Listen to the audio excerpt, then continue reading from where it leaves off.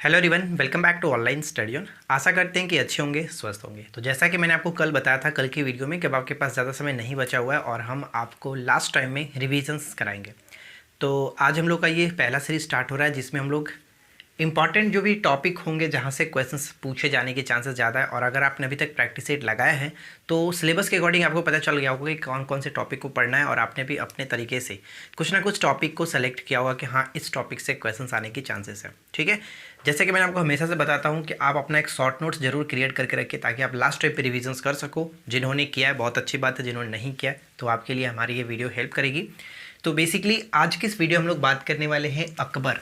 ठीक है, अकबर। अब आप सोच रहे होंगे सबसे पहले मैंने अकबर को ही क्यों उठाया। तो फ्रेंड्स देखिए, ध्यान रखिएगा कि मुगल साम्राज्य में एक ऐसा ये शासक था जिन्होंने मतलब अनपढ़ होकर के भी ऐसे ऐसे कार्य किए हैं जो कि मुगल साम्राज्य को मतलब एक लेवल पे ले गया था। तो इनके संबंधित जो भी कार्य हैं वो एग्जाम्स के पॉइंट ऑफ व्यू से बहुत ज़्यादा इंपॉर्टेंट होते हैं। अगर मुगल साम्राज्य से क्वेश्चन बनने की चांसेस होती है तो ज़्यादातर क्वेश्चंस यहीं से पूछे जाते हैं अकबर से। तो सबसे पहले मैंने अकबर से संबंधित जो पॉइंट्स आपको याद रखने जो एग्जाम्स के लिए इंपॉर्टेंट है वो मैंने यहाँ पर नोट डाउन किया। आप इनको अच्छे तरीके से ध्यान से समझिए और सभी को याद रखने की कोशिश करिएगा। और जो एक्स्ट्रा पॉइंट मैं आपको बताऊँगा उसको भी ध्यान से सुनिएगा ज़रूर, क्योंकि वो भी उतना ही इंपॉर्टेंट है जितना यहाँ पर लिखा गया। तो चलिए ज़्यादा समय ना ले तो वीडियो को शुरू करते हैं। तो सबसे पहले बात करते हैं अकबर। तो देखिए, अकबर मुगल साम्राज्य के एक शासक थे, आपको पता होगा, ये मुझे बताने की ज़रूरत नहीं है। इनका समय क्या है, समय आप याद रखिए 1556 से 1605 तक इन्होंने मतलब इनका जो कि शासनकाल रहा था। ठीक है, इनका राज्याभिषेक कब हुआ, यहाँ पे जो भी पॉइंट्स है वो सिर्फ और सिर्फ पॉइंट एग्जाम्स के पॉइंट ऑफ व्यू से है। मतलब कि ऐसा इसमें कुछ नहीं कि जो एक्स्ट्रा मैं आपको बताऊँ और वहाँ पे आपका टाइम वेस्ट करूँ, बिल्कुल भी नहीं। जो यहाँ पे चीज़ लिखा गया वो एग्जाम्स में पूछा गया है, पूछे जाने के चांसेस है। तो राज्याभिषेक कब हुआ था, राज्याभिषेक हुआ था 1556 में। 1556 यानी 14 फरवरी 1556। कहाँ पर, कलानौर में। ठीक है, कलानौर याद रखिएगा, कलानौर में। कलानौर पड़ता कहाँ पे, तो पंजाब में पड़ता है, पंजाब में। ठीक है, पहला पॉइंट ये ध्यान रखिएगा। देखिए अब पूछा था कि संरक्षक, तो संरक्षक भी दो तरीके से पूछा जाता है। पहला जो यानी कि जो गजनी में इनके संरक्षक कौन थे, तो मुनीम खां थे। गजनी में इनके संरक्षक मुनीम खां थे, लेकिन जब ये युवराज बने, युवराज बनने के दौरान इनका जो संरक्षक थे वो बैरम खां थे। अगर आपसे क्वेश्चंस डायरेक्ट पूछे कि अकबर के संरक्षक कौन थे तो बैरम खां, लेकिन अगर क्वेश्चंस में गजनी मेंशन करे गजनी में कौन थे तब वहाँ पे मुनीम खां को टिक करिएगा। अब यहाँ पे देखिए, जैसे ये सम्राट बने, जब अकबर सम्राट बने तो बैरम खां को वकील नियुक्त करके एक उपाधि दी थी, खाने खाना की उपाधि दी थी। तो ये ध्यान रखिएगा कि बैरम खां को खाना खाने की उपाधि किसने दी थी, तो अकबर ने दिया था ये उपाधि, ध्यान रखिएगा। एक प्रश्न ये पूछा जाता है कि बैरम खां अकबर के संरक्षक कब से कब तक थे, तो 1556 से 1560 तक, यानी करीब 4 वर्षों तक ये अकबर के संरक्षक के रूप में कार्य करते रहे।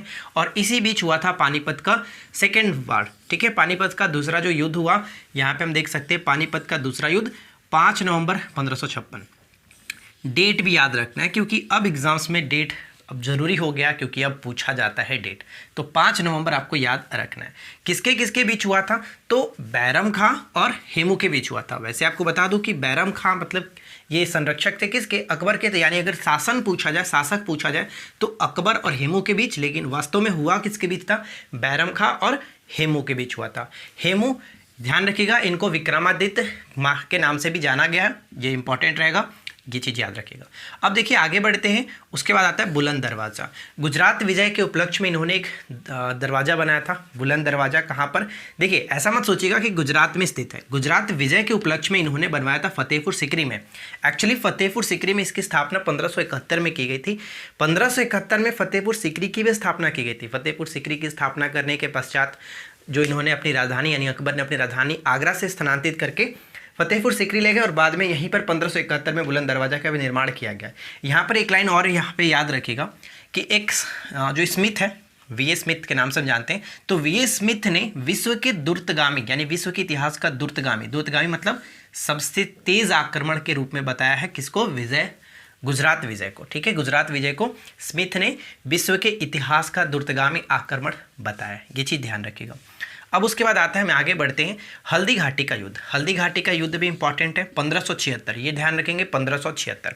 और डेट शायद इसका 23 जून है ना, शायद हम कंफर्म नहीं हो पा रहे, एक बार आप देख लीजिएगा, 23 जून है, मतलब जून तो ये याद है कि जून है। 1576 अकबर और महाराणा प्रताप के बीच हुआ था, अकबर और महाराणा प्रताप के बीच हुआ था हल्दी घाटी का युद्ध, ये याद रखिएगा। उसके बाद आता है कश्मीर विजय। कश्मीर विजय के लिए अकबर ने किसे किसे भेजा था, तो भगवान दास और कासिम खां को भेजा था, भगवान दास और कासिम खां को भेजा था। ये दो नाम आपको याद रखने, किसके लिए, तो कश्मीर विजय के लिए। हरि विजय सूरी का नाम आपने डेफिनेटली पढ़ा होगा कि हरि विजय सूरी, तो हरि विजय सूरी एक जैन आचार्य थे गुजरात के, जिन्होंने मतलब कि अकबर ने इनको एक उपाधि दी थी, जगत गुरु की उपाधि दी थी, इसलिए ये फेमस है, इसलिए आप याद रखिएगा। अब सबसे ज़्यादा जो पूछा जाता है अकबर से संबंधित इनके महत्वपूर्ण कार्य इनके कब कब क्या क्या मतलब इनके समय की घटना थी, तो वो चीज़ हम यहाँ पे मेंशन किए हुए, इसको ध्यान से याद रखिएगा। जैसे कि यहाँ पे पहला है 1562, तो 1562 में दो चीज़, दास प्रथा का अंत और हरम दल से मुक्ति। दास में देखिए दास दो अक्षर आ रहा है, तो 62 आप 2 से याद रख सकते हो इस तरह से। हरम दल से मुक्ति, दल यहाँ पे भी दो से दल, दो से द, इस तरह से, तो हरम दल से मुक्ति भी 1562 में। तीर्थकर, तीर्थ यानी कि 3 कहीं ना कहीं देखने को मिल रहा होगा, तीर्थ 3, तो तीर्थ यात्रा कर जो था इसको भी समाप्त किया था 1563 में। 1564 में जजिया कर को समाप्त किया। जजिया क्या होता था, गैर मुसलमानों से जो कर लिया जाता था उसको जजिया कहा जाता था, तो जजिया कर को समाप्त किया था 1564 ईस्वी में। ये चीज़ ध्यान रखिएगा, ये 3 बहुत इंपॉर्टेंट है, हमेशा प्रश्न पूछे जाते हैं, इसको अच्छे से ध्यान में रखेंगे। उसके बाद है 1571, जो कि मैंने यहाँ पे ऑलरेडी आपको बताया कि फतेहपुर सीकरी की स्थापना की गई। साथ ही साथ यहाँ पे जो राजधानी थी आगरा, वहाँ से स्थानांतरित करके फतेहपुर सीकरी में जो कि स्थानांतरित की गई। और उसके पश्चात यहाँ पे 1571 में बुलंद दरवाजा का निर्माण भी किया गया गुजरात विजय के उपलक्ष्य में, राइट। अब यहाँ पे आता है एक प्रश्न जो कि बहुत इंपॉर्टेंट है, एकदम वीवीआई है। 1575 में इबादत खाना की स्थापना। इबादत खाना में मतलब कि जो इस्लाम धर्म होते थे, इस्लाम धर्म के जो लोग होते थे वो यहाँ पे मतलब कि विचार विमर्श किया करते थे, इबादत खाना की स्थापना।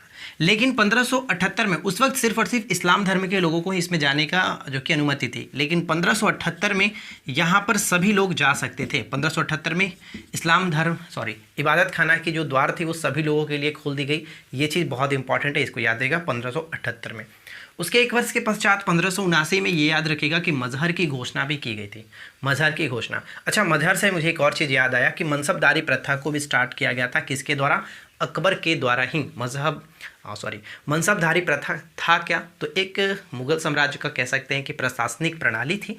मनसबदारी प्रणाली को स्टार्ट किया था अकबर ने ही, इसे याद रखेगा, ठीक है। चलिए उसके बाद आता है यहाँ पे 1580 में दहसाला प्रणाली की स्थापना की गई थी। दहसाला प्रणाली जो कि एक भूराजस्व प्रणाली से संबंधित था, और इसको किसने स्टार्ट किया था, तो खास करके टोडरमल ने स्टार्ट किया था। टोडरमल ने स्टार्ट किया था, ये पॉइंट्स ध्यान रखेंगे, टोडरमल ने, ठीक है। उसके बाद आता है दीने इलाही की घोषणा। 1582 में अकबर ने दीने इलाही की घोषणा की थी, और उसके एक वर्ष के पश्चात इलाही संवत की शुरुआत की गई। तो ये दोनों इंपॉर्टेंट है, दोनों में कंफ्यूज नहीं करना है। घोषणा की गई थी 82 में, और इलाही संवत की जो शुरुआत की गई वो 1583 में की गई थी। और यहाँ से एक प्रश्न ये पूछा जाता है कि इलाही संवत को अपनाने वाला पहला और अंतिम हिंदू शासक कौन हुआ, यानी हिंदू कौन थे, तो वो थे बीरबल, जिनको हम लोग महेश दास के नाम से जानते हैं, ठीक है। अब यहाँ तक तो आपको क्लियर हो गया। इसके बाद आता है आपका नवरत्न, यानी अकबर के नवरत्न में कौन कौन शामिल थे, जिस वजह से ये काफ़ी फेमस थे अपने नवरत्नों के लिए। तो इसमें आते हैं तानसेन, ठीक है। तानसेन जो कि इनका जन्म ग्वालियर में हुआ था, इनके दरबार के एक बहुत ही फेमस जो कि कह सकते थे संगीतकार थे। और यहाँ पे ध्यान रखिएगा तानसेन का जो कि वास्तविक नाम रामतनु पांडे होता है, रामतनु पांडे। ये भी प्रश्न पूछा गया कई बार। अकबर ने इनको एक उपाधि भी दी थी, उन उपाधि का नाम क्या था, कंठभरण विलास, ठीक है, कंठभरण वाणी विलास करके एक उपाधि दी थी अकबर ने तानसेन को। बीरबल जो कि इनके सभी जो नवरत्न हैं उनमें सबसे खास माने जाते हैं राजा बीरबल। इनके नाम के पहले जो राजा है, राजा अकबर ने ही इनको लगाया था, अकबर, ठीक है। अकबर ने ही इनको राजा की उपाधि दी थी। साथ ही साथ इनको कविराज के नाम से भी जाना जाता था, कविराज नहीं, कविप्रिय के नाम से भी जाना जाता था, ये ध्यान रखिएगा। और टोडरमल हो गए तीसरे नंबर। यहाँ पे मुलादो प्याजा इनके अंतर्गत आते थे। अब्दुल रहीम खाना इनके एक जो कि खास थे। साथ ही साथ अब्दुल जो कि अबुल फजल है। अबुल फजल से 2 प्रश्न, आईने अकबरी और क्या कह सकते हैं, अकबरनामा, ठीक है। आईने अकबरी और अकबरनामा की जो रचना की थी वो अबुल फजल ने ही किया है। ये 2 पॉइंट्स आपको याद रखना है किसी भी तरह से कि आईने अकबरी और अकबरनामा की रचना अबुल फजल ने किया है। साथ ही साथ इनके समय के एक मानसिंह थे, फैजी जो थे वो कौन थे, तो इनके एक राज दरबारी कवि थे। और हकीम जो हुमाम देख रहे हैं, हकीम हुमाम, ये इनके रसोई के मतलब कि इनके रसोई के प्रधान थे, ठीक है। तो ये 9 रत्न आपको याद रखने हैं। और साथ ही साथ 2 प्रश्न और बनता है कि अकबर के समय के जो प्रसिद्ध चित्रकार थे उनका नाम क्या था, वसावन और दसावंत। इसमें सबसे सर्वश्रेष्ठ माने जाते थे वसावन, ये याद रखें वसावन। अकबर ने सिरी कलम की उपाधि दी थी अब्दुल समद को, ये प्रश्न बहुत बार पूछा गया, अब्दुल समद को। जबकि जरी कलम की उपाधि दी थी मोहम्मद हुसैन कश्मीरी को, ठीक है फ्रेंड्स। और यहाँ पे एक प्रश्न ये है कि अकबर के समय का जो 2 वर्ष था 1560 से 1562, इसे पर्दा शासन या फिर पेटीकोट सरकार के नाम से जाना जाता है। तो पूछा डायरेक्ट ये जाएगा कि अकबर के समय का वो कौन सा शासन मतलब कौन सा समय था, कौन सा वर्ष था जिसे पर्दा शासन के नाम से जाना गया, तो 1560 से 1562, ठीक है, 1560 से 1562। तो देखिए फ्रेंड्स, इतने सारी चीज़ आपको ध्यान रखना है। लास्ट पॉइंट आपका ये है कि मुगल साम्राज्य का स्वर्णिम काल कहा जाता है, लेकिन कहा किसने था, तो लेनपुल नामक एक इतिहासकार थे, उन्होंने ही कहा था मुगल साम्राज्य का स्वर्णिम काल इनके समय को, ठीक है। तो बस उम्मीद करते हैं कि आप लोगों को अकबर से संबंधित सारी पॉइंट्स कवर हो गई होगी। लेकिन फिर भी अगर आपको लगता है कि कुछ चीज़ इसमें मिस हुआ है तो डेफिनेटली आप लोग नीचे कमेंट करिए, हम पिन करने की पूरी कोशिश करेंगे, ठीक है। और एक चीज़ और बता दूं, आप नेक्स्ट टॉपिक किस पे देखना चाहते हैं वो भी ज़रूर नीचे कमेंट करिएगा कि हाँ नेक्स्ट टॉपिक इस पे वीडियो मतलब लाया जाए, तो हम उस पे भी वीडियो बनाने की पूरी कोशिश करेंगे। अगर आपको ये वीडियो पसंद आया हो, इन्फॉर्मेशन अच्छा लगा हो, तो वीडियो को ज़्यादा से ज़्यादा लाइक करिए, अपने फ्रेंड के साथ अधिक से अधिक शेयर करिए। चैनल पे पहली बार है तो सब्सक्राइब करके नोटिफिकेशन बेल आइकन को ऑल पे सेट कर दीजिए। अब रही बात आपको स्क्रीनशॉट लेने की, तो आप यहाँ से स्क्रीनशॉट ले सकते हैं, वीडियो को रोक करके स्क्रीनशॉट ले लीजिए ताकि आप बाद में इसको रिविजन कर सकें, ठीक है। तो बस आज की इस वीडियो में इतना ही फ्रेंड्स, मिलते हैं नेक्स्ट क्लास में। Thanks for watching, keep learning, have a good day.